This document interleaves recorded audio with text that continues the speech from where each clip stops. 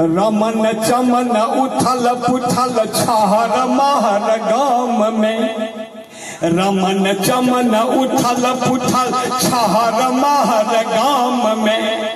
सजल धजल गहबर सजल धजल गहबर ऐ वृंदावन धाम में। सजल धजल गहबर ऐ वृंदावन धाम में। फाउंडेशन हाल चल बेहाल लगैया।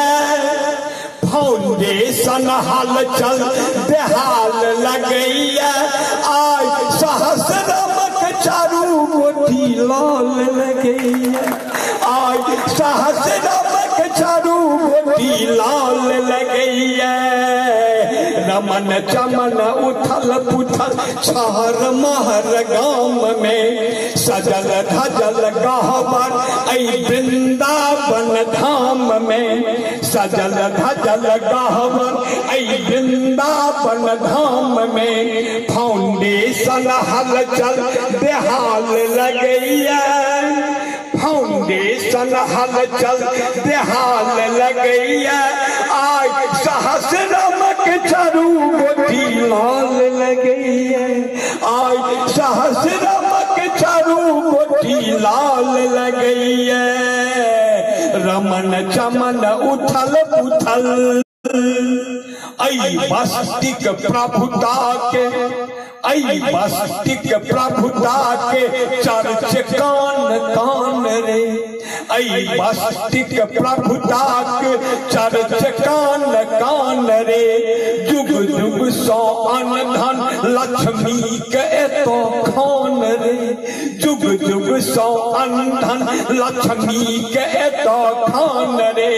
धर्म कर्म बले धर्म कर्म बले गाने हाल लगैया। धर्म कर्म बले गाने हाल लगैया। आज सहस्रमक चारू गोटी लाल लगैया। आज सहस्रमक चारू गोटी लाल लगैया।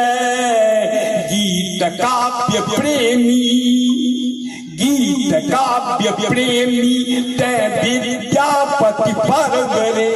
गीत काव्य प्रेमी ते विद्यापति परवरे। जन जन में शान मान अरमान के गर्व रे। जन जन में शान मान अरमान के गर्व रे। घरे घरे प्रतिभा के चाल लगैया। घरे घरे प्रतिभा के चाल लगैया। आज सहस्रमक चारू गोटी लाल लगैया। आज सहस्रमक चारू गोटी लाल लगैया।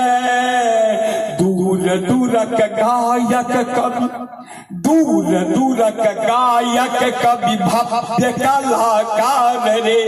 ब्याहे उपनयन सनक चकमक त्योहार रे। ब्याहे उपनयन सनक चकमक त्योहार रे। श्रोता सो उबडूब पंडाल लगैया। श्रोता सो उबडूब पंडाल लगैया। आज सहस्रमक चारू गोटी लाल लगैया। अंत में विद्यापति संग हेता विद्यापति संग हेता उगना खबास रे। आ रहे थे विद्यापति कतो एक खोरा बन के आ कि तितली बन के कि गिरगिट बन के कि कोनो जीव बन के कतौ बैसल हेथिन पितर छथिन नो।